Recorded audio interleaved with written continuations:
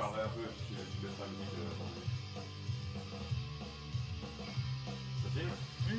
Bonjour à tous, bienvenue donc sur ce troisième live sur la page Doctorum. Donc encore une fois, merci à nos camarades Doctorum d'organiser ces petites conférences pendant le confinement pour continuer à se former en tant que militants. Donc aujourd'hui nous allons essayer de répondre, d'être le plus concret possible. La première conférence c'était un constat, la deuxième c'était les solutions et la troisième elle s'intitulera Que faire. Donc dans les précédents épisodes j'avais établi un constat assez sévère sur la société dans laquelle nous vivons. Je vais simplement reprendre déjà quelques éléments de ce constat. Hein. Nous vivons dans un système qui veut faire de nous, on pourrait dire d'une certaine manière, des esclaves, mais des esclaves dociles, qui sont esclaves de qui? De la croissance économique, prêts à tout pour justement se sacrifier sur l'autel de la rentabilité économique, de la croissance, du profit et de l'efficacité technique. En fait, on pourrait d'une certaine manière dire que notre monde ressemble un petit peu à cette fiction qui s'appelle le meilleur des mondes. En tout cas, on a l'impression aujourd'hui que la fiction et l'Uchronie se ressemblent de plus en plus. La publicité, les médias, et on pourrait dire de cette manière l'industrie du spectacle, les réseaux sociaux, ont colonisé tout notre espace mental pour nous faire consentir à l'abandon de nos libertés. Le discours officiel sur le sens de la vie proclame une seule chose, c'est finalement qu'il faut se résigner à ce moindre mal. Qu'est-ce que c'est que ce moindre mal? C'est finalement la société multiculturelle avec tous ces conflits dans laquelle finalement tous les individus au final peuvent cohabiter à partir du moment où ils acceptent de travailler docilement, sagement pour pouvoir suffisamment consommer et se divertir. Les conséquences donc de cette subordination du monde à la religion de l'argent, c'est que tout ce qui va ralentir cette grande course au profit, on pourrait dire ce grand arraisonnement du monde à la loi de la croissance économique, doit disparaître. Qu'est-ce qui doit disparaître? La nature, les cultures, la vie de l'âme, et on pourrait dire même, en fin de compte, la vie tout court. En ces temps de confinement, on nous dit qu'on veut préserver la vie humaine à tout prix. Mais finalement, la vie, pourquoi faire? Vivre pour manger des Big Mac? Vivre pour regarder des séries Netflix? Non merci. À l'échelle nationale et politique, tout aujourd'hui semble absolument compromis. Il n'y a pas vraiment de parti politique qui propose une véritable réponse à ces problèmes-là. On a l'impression finalement qu'on est toujours entre des partis libéraux conservateurs ou libéraux progressistes. Aucun parti, aucun homme, aucun groupe donc ne semble être capable de transformer en profondeur la société. Cependant, même si justement nous avons été dressés dès le plus jeune âge par la publicité, notre éducation, etc., à une certaine forme de docilité, on voit bien que de plus en plus de Français et d'Européens en ont marre. Une telle situation est aussi intolérable. Intolérable pour des âmes qui aspirent à une certaine forme de verticalité.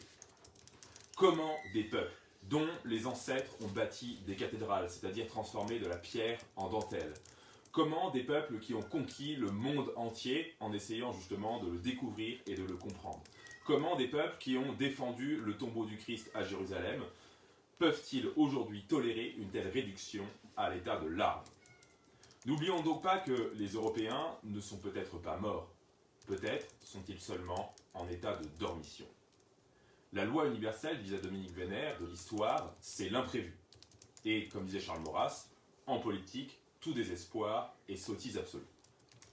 À long terme, une révolution serait donc souhaitable. Mais dans quelle direction aller? C'est ce que nous avions abordé dans notre deuxième conférence, c'est-à-dire celle de jeudi dernier. Le premier aspect, c'est déjà de reconstituer une communauté nationale. Retenez bien ce point, ce serait peut-être le premier objectif d'une transformation politique. Reconstituer la communauté nationale. Comment faire pour justement être une communauté et être une nation et être un peuple? D'abord, et ça me semble être la première priorité, c'est de stopper l'invasion migratoire. Deuxièmement, c'est aussi de revenir sur la nationalité française, c'est-à-dire prendre en compte le fait qu'un certain nombre de personnes qui ont reçu la nationalité française ne sont pas, d'une certaine manière, dignes de cette nationalité par leur comportement, par les actes qu'ils ont pu faire. Enfin, il faudra aussi mener, d'une certaine manière, des politiques de remigration, mais de remigration qui doivent s'accompagner par des politiques de développement en partenariat avec les pays africains pour, d'une certaine manière, leur redonner les moyens de faire en sorte que leur population autochtone puisse rester sur leur propre territoire. Ça, c'est, je dirais, la première étape de la reconstitution de la communauté nationale. La deuxième étape, c'est aussi de redonner au peuple français la fierté. La fierté de quoi? La fierté d'appartenir à un peuple, à une civilisation.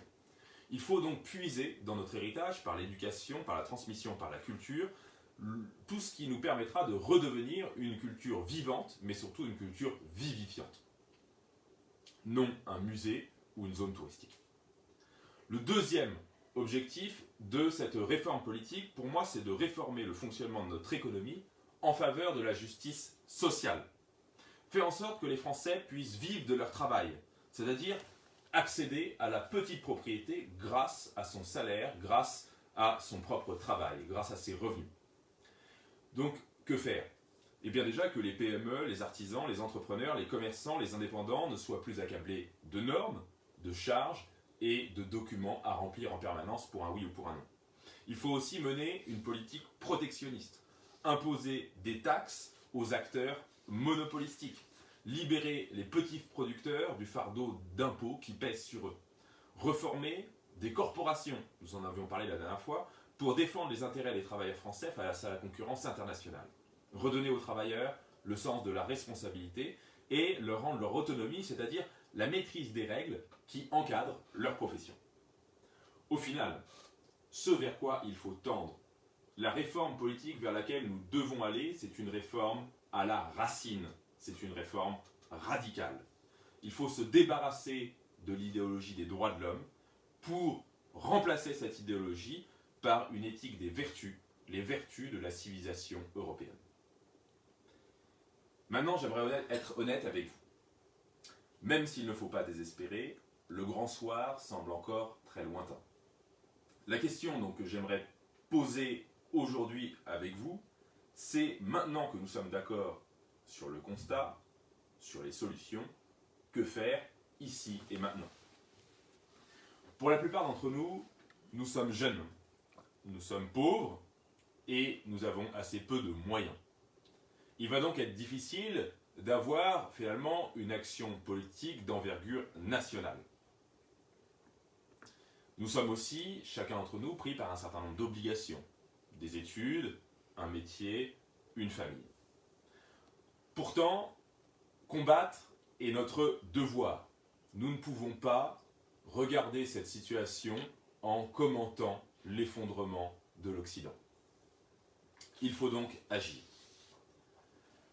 Donc, dans cette troisième conférence, je vais m'attaquer à essayer d'esquisser un certain nombre de propositions très concrètes, non pas d'un programme politique à l'échelle nationale, mais des propositions concrètes à notre portée, c'est-à-dire vous, derrière votre ordinateur ou votre téléphone, et moi, assis sur cette chaise.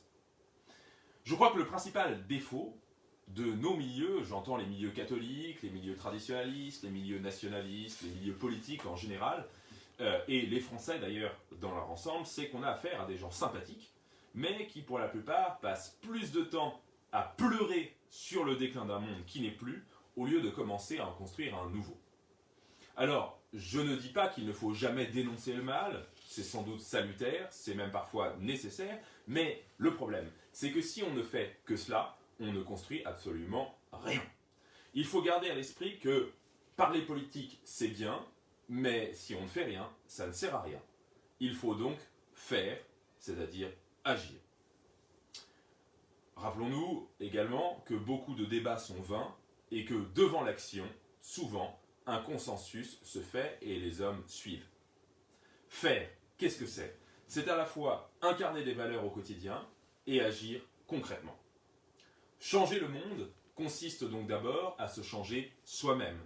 Le but d'un mouvement de jeunesse, comme l'Academia Christiana, et je pense même comme l'Alvarium, comme Octorum, mais aussi comme Alvarium, c'est de former des hommes et des femmes qui pourront être plus tard des cadres de la reconquête, et non pas des petits consommateurs de passage qui viennent uniquement pour telle ou telle action pour laquelle ils pourront poser en photo, telle ou telle conférence dans laquelle ils pourront boire une bière, mais pour agir concrètement, c'est-à-dire devenir, quand ils seront adultes, les cadres du monde de demain. Alors, pour parler justement d'actions concrètes, je voudrais désigner deux objectifs qui sont d'une certaine manière des objectifs conjoints qui peuvent se mener de front ensemble. Le premier, c'est un travail à faire sur soi-même. Le second, c'est un travail à faire d'une certaine manière sur le monde extérieur. Alors commençons par le travail à faire sur soi. Je voudrais d'abord vous mettre en avant une première vertu qui me semble absolument nécessaire et qui nous fait souvent défaut. C'est la persévérance. La principale cause d'abandon du militantisme dans nos milieux, c'est le manque de persévérance. Manque de persévérance face à l'adversité, c'est-à-dire face aux difficultés. On rencontre malheureusement plus d'anciens militants que de militants tout court. Un type qui va nous dire « j'ai été un an au but, j'ai été le responsable de l'action française étudiante à Trifouiller-les-Oies, mais aujourd'hui j'ai arrêté. » Pourquoi t'as arrêté ? Bah écoute, tu sais, j'avais l'impression que ça servait pas à grand chose et j'avais d'autres trucs plus importants à faire dans la vie. On les comprend, très bien, mais ils ont oublié quelque chose.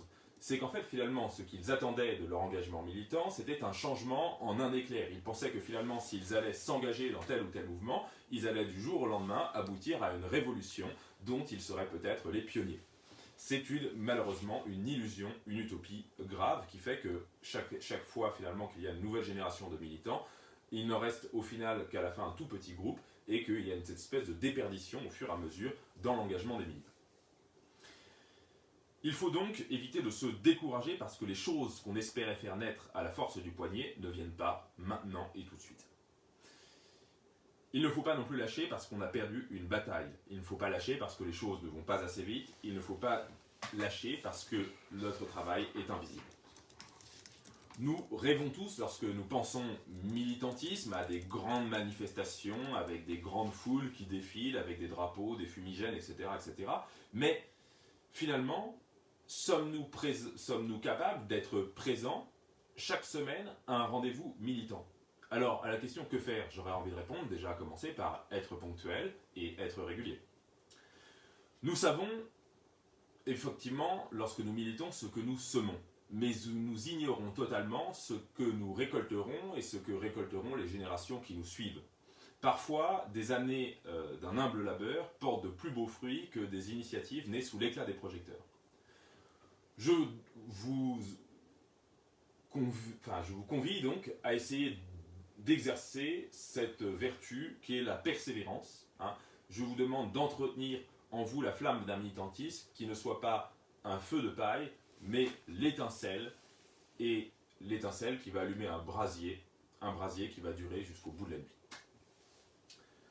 Deuxième vertu du militantisme, c'est le courage.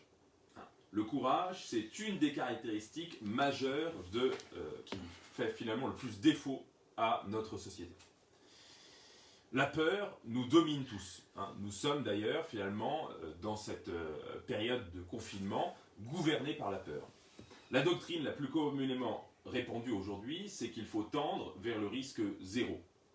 Zéro contamination en plus, zéro risque qu'il nous arrive, qu'on puisse dire telle ou telle chose de nous dans notre action. Il faut effectivement que tout responsable politique, responsable associatif ou responsable dans le domaine de la santé, de la justice, etc., soit à même de rendre compte de ses actes a posteriori devant les médias, devant la justice, et donc finalement on veut à tout prix éviter qu'il y ait un risque, qu'il y ait une bourde qui soit faite. Donc pour ne pas prendre de risque, on ne fait rien. Mais il faut aussi se rendre compte que nous avons tous des choses à perdre. On a à perdre lorsqu'on s'engage parfois des amis, un métier, une carrière ou une réputation. En réalité, les risques que le militantisme nous demande aujourd'hui de prendre n'ont aucune commune mesure avec les risques que nos prédécesseurs ont pu prendre parfois. Certains ont été torturés, fusillés, exilés, emprisonnés pour défendre leurs idées, pour défendre finalement ce pourquoi aujourd'hui nous nous battons. Est-ce que, concrètement, ici et maintenant, nous craignons de tels risques? Je ne crois pas. Aujourd'hui, la chose finalement que nous risquons le plus de perdre et à laquelle nous sommes attachés, c'est notre réputation. C'est d'être traité de raciste, de facho, d'homophobe ou encore de conspirationniste. Il faut bien comprendre que ce risque, et si nous sommes finalement si terrifiés par ce risque-là, c'est bien évidemment parce que notre ennemi a développé une stratégie. Une stratégie finalement de paralysie de son adversaire. Cette stratégie, c'est ce qu'on pourrait appeler l'antifascisme. Vous pourrez rechercher ses origines historiques. L'antifascisme a été inventé par les communistes à la base, finalement, pour faire oublier leurs propres crimes. Finalement, il fallait qu'il y ait un méchant encore plus méchant qu'eux pour que tous leurs crimes et toutes les famines organisées, etc., passent inaperçus. L'antifascisme, qu'est-ce que c'est? C'est déjà la création d'une entité, donc ici le fascisme qui ne va pas être défini politiquement ou philosophiquement, qui va simplement être défini dans le vocabulaire de la terreur. Le fascisme, c'est le mal absolu, sans nuance, un monstre abominable, infréquentable, celui qui n'a même pas le droit à la parole dans une société qui prétend revendiquer la liberté d'expression. L'existence du fascisme est intolérable. Alors, comprenez bien, mes chers amis, que même si vous n'êtes pas fasciste, même si vous tenez à votre réputation, vous serez, un jour ou l'autre, le fasciste de quelqu'un d'autre. Pourquoi? Parce que, encore une fois, le mot fascisme, dans cette connotation qu'il prend, n'a aucun sens philosophique et politique. C'est juste une stratégie de décrédibilisation et de mise à l'écart. Vous pourrez vous justifier pendant des heures, vous pourrez vous faire tatouer une étoile de David sur le front et un drapeau LGBT sur la fesse gauche. Cela ne sera jamais suffisant. À partir du moment où vous n'êtes pas 100% en accord avec la pensée correcte, et cette pensée correcte elle est définie par ceux qui prétendent l'incarner, eh bien vous serez toujours un fasciste, vous serez toujours un intégriste, un misogyne, un homophobe, un conspirationniste ou un raciste. Le meilleur moyen donc pour lutter contre l'antifascisme, c'est d'abord de l'ignorer. À moi que chaud, je n'en ai rien à faire, mene frego, voilà. Vous pouvez me traîner dans vos médias en m'insultant, me calomniant de tous les mots, je me moque de vous. Alors attention, car le danger opposé consisterait, par esprit de contradiction, à devenir la caricature vivante de ce que l'antifasciste prétend que vous êtes. La presse, donc, peut nous injurier, la Ligue des droits de l'homme peut lancer je ne sais quelle pétition pour nous empêcher d'agir, peu importe, ça fait partie des risques du métier. Exister, finalement, comporte déjà un risque. Je vous invite donc tous à faire preuve de courage pour défendre vos idées et à vous souvenir que beaucoup d'hommes et de femmes qui nous ont précédés ont offert leur vie pour notre combat.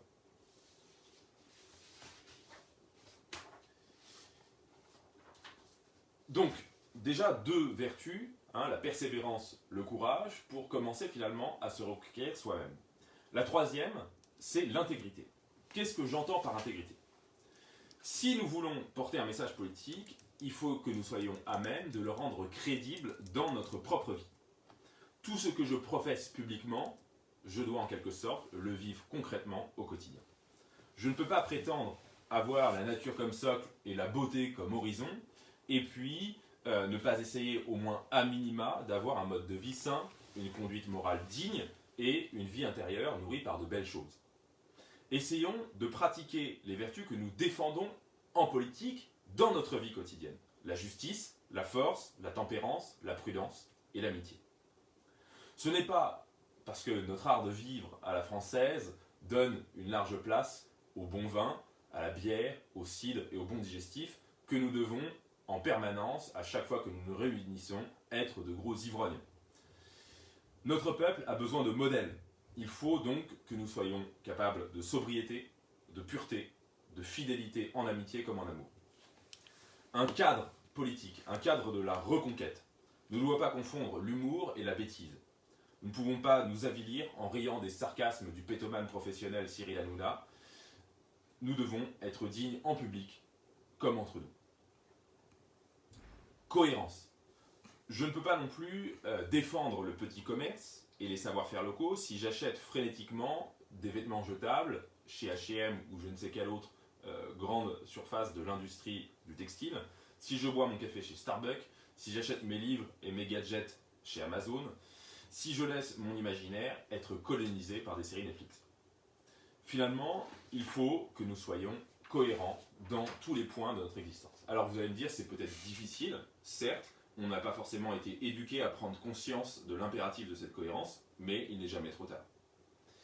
Qu'on ne me dise pas non plus que le bio et l'artisanat français est cher.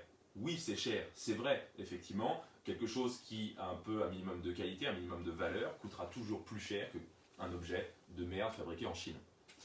Si il faut simplement essayer de sortir de la logique de la consommation en grande quantité pour préférer la consommation de qualité.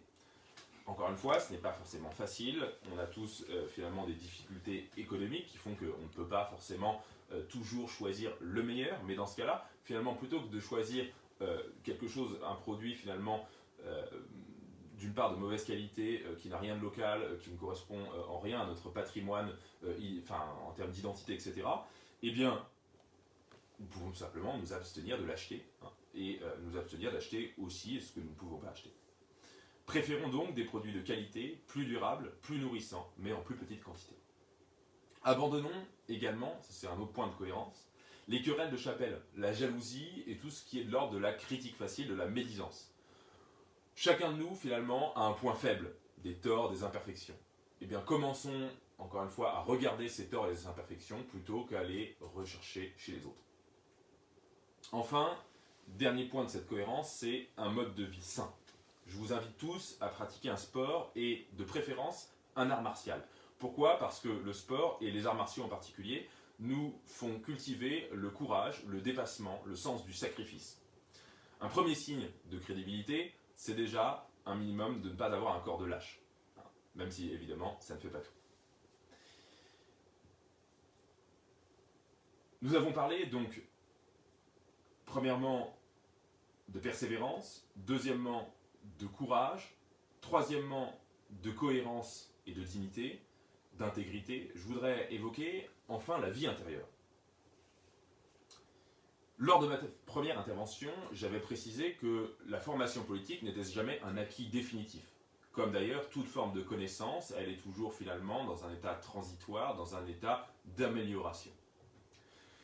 Eh bien, il en est de même finalement pour notre vie intérieure. Nous avons besoin finalement de nous nourrir quotidiennement de lecture, de nous nourrir finalement de réflexion, de méditation. Bernanos disait que le monde moderne était une conspiration contre toute forme de vie intérieure. Ben, c'est pas faux. Alors, je vous pose la question, comment est-ce que d'un côté on peut rejeter le consumérisme, la société du spectacle, si nous passons la plupart de notre temps devant nos différents écrans, dans le bruit permanent, bercé par les notifications de nos multiples applications? Je crois que ce n'est pas possible. Notre âme est un sanctuaire. Et en y laissant entrer n'importe qui et n'importe quoi, nous profanons ce sanctuaire. Tout ce que je lis, tout ce que j'écoute, tout ce que je vois a une incidence sur ma vie intérieure. Alors, je suis bien conscient de cette difficulté puisque la société nous propose l'exact inverse de la vie intérieure, mais il faut essayer de se ménager un temps pour la lecture, pour la prière, pour le silence. Pour ça, je vous invite à couper vos téléphones de temps en temps, le plus longtemps possible, à vous mettre à l'écart et à chercher finalement ces lieux de méditation, de prière, de lecture et de silence. Voilà, j'ai évoqué très brièvement quelques axes de travail à faire sur soi, quelques bonnes résolutions finalement que nous pourrions essayer de prendre pendant ce temps de confinement en vue de commencer la première étape de la reconquête de soi-même. Maintenant, je voudrais passer à la deuxième étape. C'est le travail finalement sur le monde. Tout ce travail à faire sur nous-mêmes, il est absolument nécessaire, il est la première étape de toute révolution. Pour ça, je voudrais vous lire une petite citation de José Antonio Primo de Rivera. José Antonio.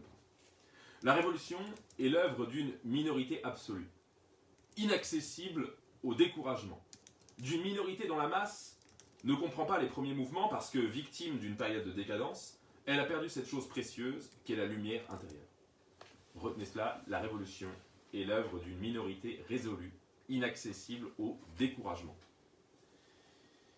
Eh bien, le but de ce travail, c'est de devenir finalement cette minorité résolu, inaccessible au découragement. Dans un second mouvement consécutif à cette reconquête de soi-même, il est impératif de nous tourner vers le monde extérieur. J'entends bien un mouvement consécutif, un mouvement finalement qui suit l'autre, qui va en même temps que l'autre. Bien évidemment, ce serait totalement hypocrite de demander des choses aux gens qui nous entourent si nous ne les incarnons pas nous-mêmes. C'est pour ça que la reconquête de soi-même, elle est d'une certaine manière première. Mais il faut comprendre que nous ne nous battons pas pour sauver un petit troupeau de privilégiés. Nous avons un devoir vis-à-vis de notre peuple qui a été défiguré. Il reste pourtant malgré tout notre peuple. Alors, le premier de ces devoirs, je crois que c'est la transmission. Nous sommes tous, parmi, je crois, ceux qui me regardent actuellement, des privilégiés. Privilégiés, alors évidemment, nous sommes la génération des déracinés, la génération de ceux qui ont moins reçu que nos parents, etc. Mais malgré tout, finalement, si aujourd'hui nous consacrons ce temps d'apéro à discuter ensemble, c'est parce que peut-être il y a une petite étincelle qui s'est allumée un jour dans notre cœur et qui fait que nous sommes privilégiés par rapport à celui qui est en train de se gargariser de Cyril Hanouna ou je ne sais quelle autre bêtise au même moment. Même si nous sommes très imparfaits, nous avons beaucoup reçu par rapport à ceux qui n'ont rien reçu. Nous devons donc beaucoup donner et notre idéal ne demande qu'à être partagé et transmis.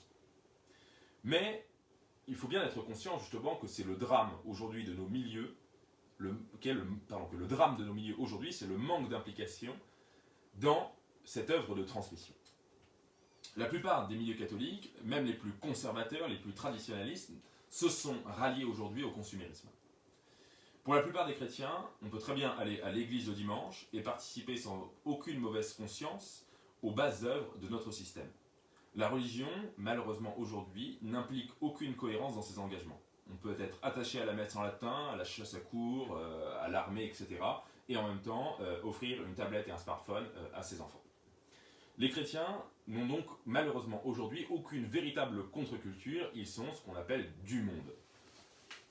Encore une fois, quand je dis les chrétiens, je peux m'intégrer aussi en partie dans ce constat.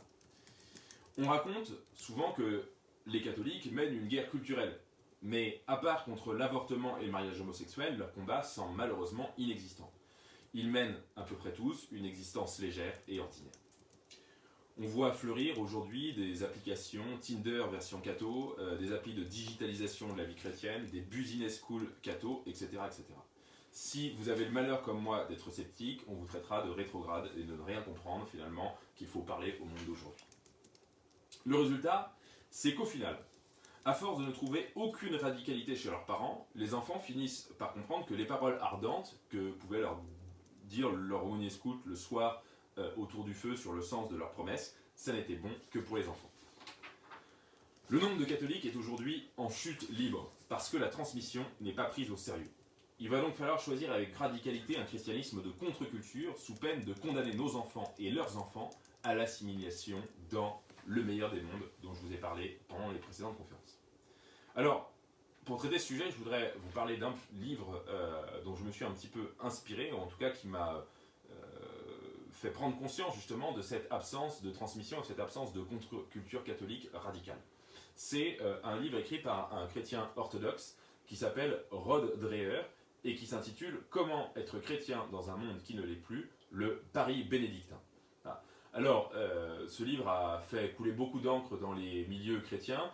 Mon but ici n'est pas de rentrer dans une polémique sur ce livre, mais en tout cas, je vous invite à le lire, je le trouve très intéressant et je trouve que son constat sur le manque de transmission est particulièrement percutant.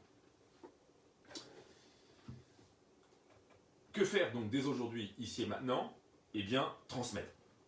Nous avons aujourd'hui une véritable pénurie, et je sais de quoi je parle puisque je suis moi-même dans l'enseignement, de jeunes professeurs et d'éducateurs ardents. Il est encore possible de former des âmes de chevaliers, mais pour cela, il faudrait déjà que les militants, plutôt que de s'engager finalement dans le monde du marketing ou de la communication ou de la publicité, décident de devenir des éducateurs ou des enseignants. Transmettre, encore une fois, ça n'implique pas non plus forcément de devenir enseignant ou éducateur, mais cela implique d'aller vers les jeunes, de passer plus de temps avec eux, d'écrire pour eux, de leur transmettre ce que nous avons reçu. Pour cela, il y a de nombreuses manières possibles. Le scoutisme en est une, les conférences également, mais aussi, pourquoi pas, organiser des visites culturelles, leur proposer de faire du sport, leur proposer de faire du théâtre, de dessiner pour eux, d'écrire pour eux, de jouer de la musique pour eux. Un ami conférencier me disait lors de la dernière université d'été de l'Academia Christiana qu'un concert de rock identitaire valait au moins 1000 conférences. Il faut donc simplement que nos œuvres, vos œuvres, soient faites consciemment en vue d'un but politique de transmission et de reconquête.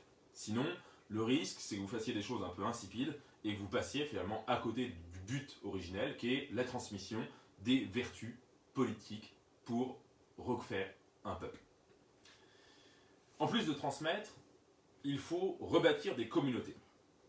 La communauté, c'est le seul rempart contre la dissolution générale. Si tu n'as pas d'amis sur qui tu peux compter, tu es un individu perdu dans cette masse liquide et froide qu'est la société de consommation. La solidarité, c'est notre meilleure arme. Et pour cela, je voudrais vous raconter une petite histoire.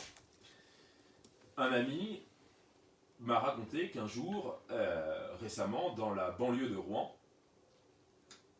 vivaient dans un même immeuble plusieurs familles d'origine portugaise.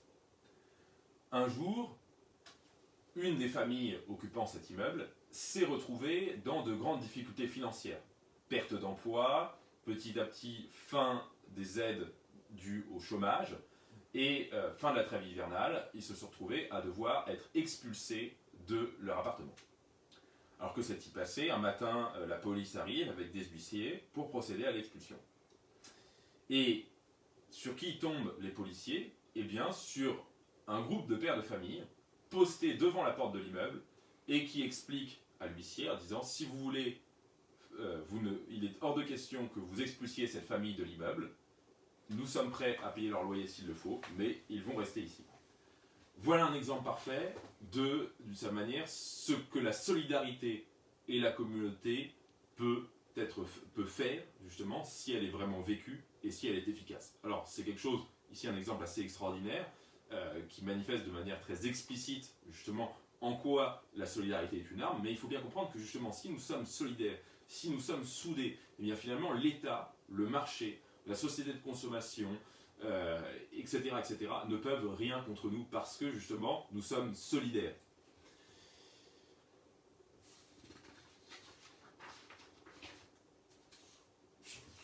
D'autre part, les amitiés, une communauté militante, elle nous donne un horizon.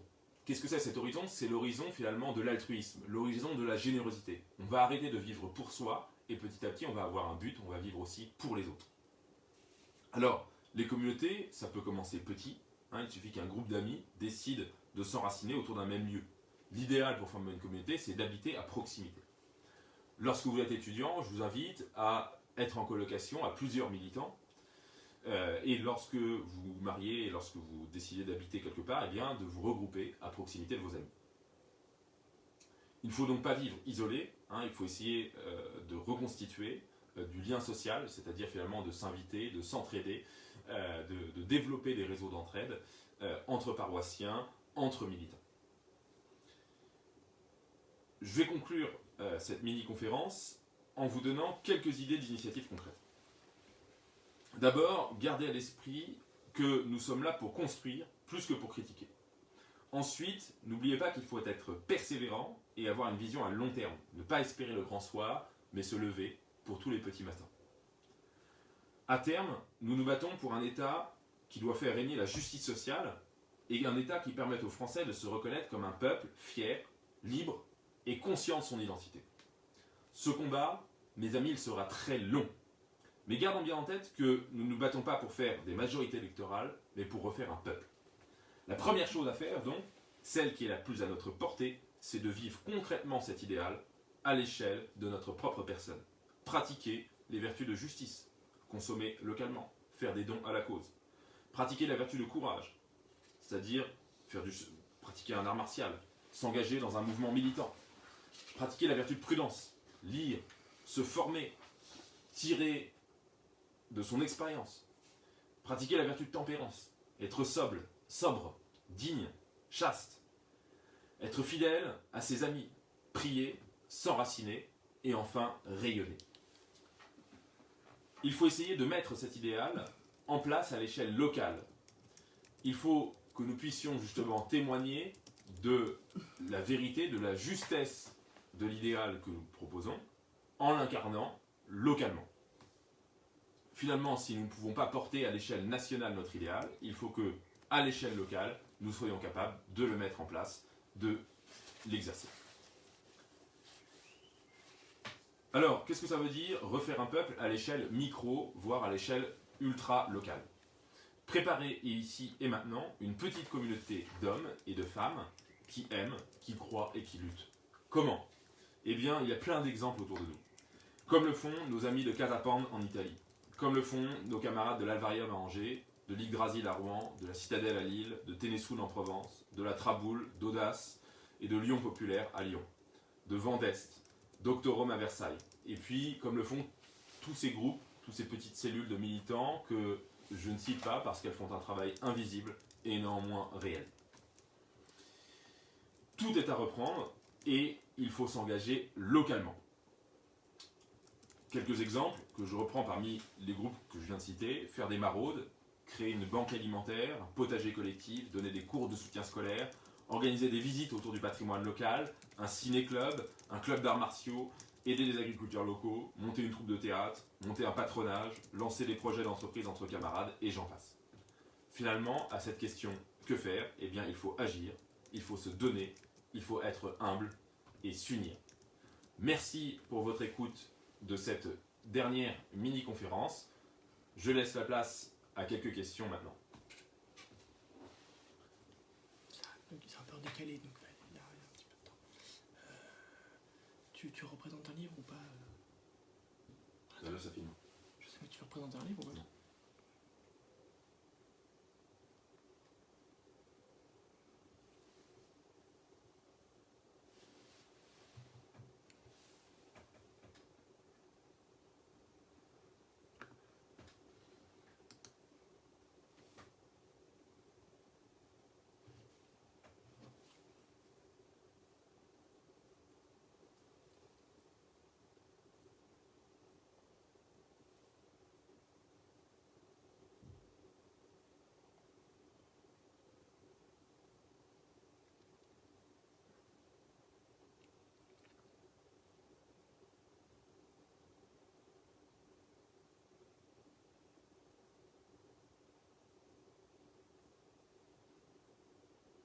Bien, alors, en l'absence de questions, pour conclure, je voudrais vous recommander quelques lectures en particulier.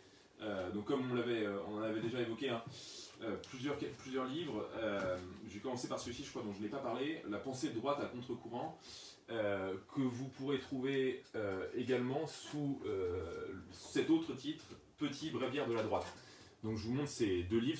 En fait, c'est le même livre, simplement l'un a été augmenté. Donc, c'est la pensée de droite à contre-courant qui contient un petit peu plus d'éléments qu'est-ce que le petit bréviaire de la droite. Ce sont donc tous les deux de très bons ouvrages de synthèse pour de jeunes militants. Vous accéderez finalement à une définition un petit peu des principes qui constituent d'une certaine manière l'essence de la droite et qui bien évidemment changent, qui n'ont strictement rien à voir, même s'opposent avec ce qu'est la droite parlementaire aujourd'hui. Je voudrais vous recommander également donc, ce livre, Catholique et identitaire, écrit donc, par le vice-président d'Academia Christiana, Julien Angela, qui est militant depuis l'âge de ses 18 ans, cofondateur de Génération Identitaire en 2011, et qui a rejoint Academia Christiana en 2013. Dans ce livre, vous verrez une véritable défense justement de l'identité et du fait qu'un catholique peut évidemment vivre de son identité, défendre son identité, et porter un message identitaire. Je voudrais vous recommander ce livre et en particulier cet auteur, Gustave Thibon. Gustave Thibon, c'est un philosophe paysan. Gustave Thibon, je crois, a eu uniquement son certificat d'études. Il n'a jamais fait d'études dans les universités, il n'a jamais enseigné dans de grandes universités. Il s'est simplement constaté de vivre en proximité de la nature, de méditer et d'écrire. C'était quelqu'un qui aimait beaucoup la poésie, donc son écriture est très agréable. Et ce livre, finalement, propose une espèce de diagnostic sur le monde moderne, sur, finalement, la société de la technique. C'est un livre très beau à lire que je vous recommande fortement. On a des questions, Victor. Question de Mathilde Cabrière. Au niveau de l'enseignement, faut-il mieux s'engager au niveau des campagnes isolées, donc je pense qu'elle sous-entend la France périphérique, ou plutôt dans les banlieues, ou en soi, est-ce que l'engagement reste le même? Alors, moi, j'ai plus tendance à avoir l'impression qu'on a une certaine efficacité à la campagne. Après, ça ne veut pas, c'est pas forcément restrictif. En tout cas, pour moi, le principe, lorsqu'on s'engage, c'est qu'on ait une certaine forme de liberté dans notre engagement qui nous permet d'être efficace. C'est-à-dire que si on a le droit de rien dire, si on a le droit finalement si on ne peut pas aller au fond des choses, si on ne peut pas de cette manière mettre en place un certain nombre de fonctionnements pédagogiques, si on ne peut pas offrir finalement, si finalement ce pourquoi on s'est engagé n'est pas possible, ça ne sert à rien. Voilà. Donc c'est pour ça que je vous invite à privilégier l'enseignement libre. Encore une fois, moi j'ai des témoignages que même dans l'enseignement parfois privé sous contrat, il y a des fenêtres de tir, il y a des lucarnes dans lesquelles on a une certaine forme de liberté. Voilà, donc moi personnellement, je pense que notre peuple est celui qui a le plus finalement de recevoir finalement une transmission. Mais je pense qu'encore une fois, il n'y a pas de... C'est un peu à chacun d'aller évangéliser là où il se sent le plus appelé. Voilà, je ne pense pas qu'il y ait forcément voilà, pour moi, effectivement, la France périphérique, c'est un lieu prioritaire, évidemment. C'est notre peuple, d'abord. Voilà, après, il y a d'autres lieux où on peut intervenir également. Voilà. D'autres questions? Une question de Claire-Emmanuel. Ne penses-tu pas que le confinement a pour effet d'empêcher les gens d'être effectivement solidaires et de leur donner l'impression de l'être, mais de manière virtuelle, comme par exemple en applaudissant aux fenêtres ou en dénonçant ceux qui enfreignent le confinement? Alors, je ne pense pas que le confinement soit prévu pour cet objectif-là précisément, mais de fait, effectivement, ce confinement nous restreint à le plus souvent être finalement enfermé chez soi. On peut voir que malgré le confinement, il est quand même possible de faire des choses. On l'a vu, nos camarades de l'Alvarium, pendant tout le confinement, se sont portés volontaires pour aider des agriculteurs. On voit également que beaucoup de groupes militants ont continué des maraudes pendant le confinement. On voit aussi que les militants de Casapande ont livré plusieurs tonnes de nourriture au peuple italien, etc. Donc voilà, malgré le confinement, il est possible de faire quelque chose. Mais effectivement, cette société de la surveillance généralisée, la peur qui règne sur l'ensemble de la société, nous pousse encore plus, malheureusement, à l'individualisme. Une question de Nicolas sur la tenue de l'université d'été, puisqu'il habite en Belgique. Si les frontières sont fermées, comment fait-il? Tu passeras clandestinement la frontière, on viendra te récupérer discrètement. Non, je plaisante. Je suis incapable, et je pense que c'est le cas de la plupart d'entre nous, je suis incapable de vous dire ce que le gouvernement ou les gouvernements auront décidé au mois d'août. Pour l'instant, alors déjà, vous pouvez savoir une chose, c'est que si jamais vous vous inscrivez à l'université et que par malheur, il nous était absolument interdit de nous rassembler sous peine d'amende, etc., d'une part, nous vous rembourserons votre université et quoi qu'il arrive, il y aura forcément plus tard quelque chose. Donc, vous pouvez déjà vous inscrire dès maintenant à l'université.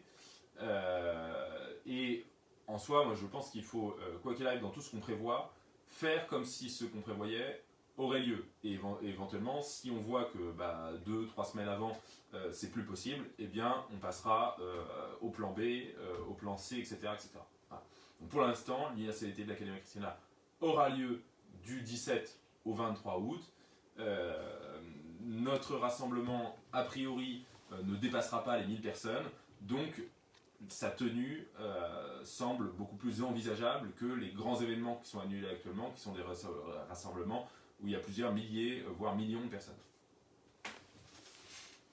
Bien, je vous remercie à tous d'avoir suivi cette petite conférence en live. Je remercie encore une fois mes camarades de l'Octorum à Versailles. Je les encourage vraiment à persévérer dans tout ce qu'ils font. Ce que vous faites est vraiment génial et salutaire et nécessaire pour notre pays. Donc voilà, engagez-vous. Si vous habitez à proximité de Versailles, eh bien rejoignez l'Alvarium. Voilà, et surtout engagez-vous sur la durée. Voilà, je remercie également tous ceux qui ont partagé cette petite vidéo en direct. Elle sera, donc vous pourrez la revisionner, vous pourrez la montrer à vos amis. Donc n'hésitez pas à la partager, n'hésitez pas à soutenir les différentes pages de l'Alvarium, d'Octorum, d'Academia Christiana. N'hésitez pas également à faire des dons pour ces associations, ça leur permet d'avoir encore plus de leviers d'action. Et n'hésitez pas encore une fois à nous rejoindre dans notre combat. Merci à tous et à bientôt.